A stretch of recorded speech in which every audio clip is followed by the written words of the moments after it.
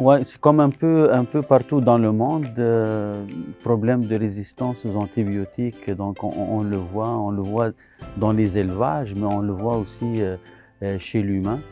Et donc c'est très important de trouver une solution pour freiner un peu cette augmentation de la résistance qu'on est en train de voir.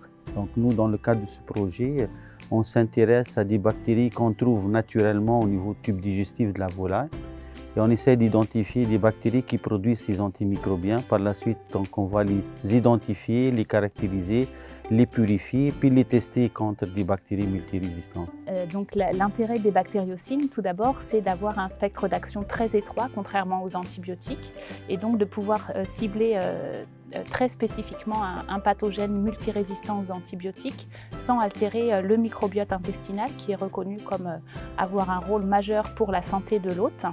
Et l'objectif final, c'est de développer un ingrédient donc qu'on peut ajouter soit dans l'eau ou dans l'alimentation de la volaille en remplacement aux antibiotiques.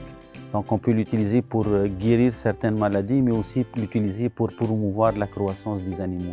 Je pense que le contact pendant toute la durée du projet avec les éleveurs, avec les responsables, avec les services responsables, doit nous permettre à la fin du projet d'arriver au moins à démontrer l'efficacité ou à démontrer l'utilité et le besoin, surtout que c'est un besoin qui concerne la santé, aussi bien la santé humaine que la santé animale finalement.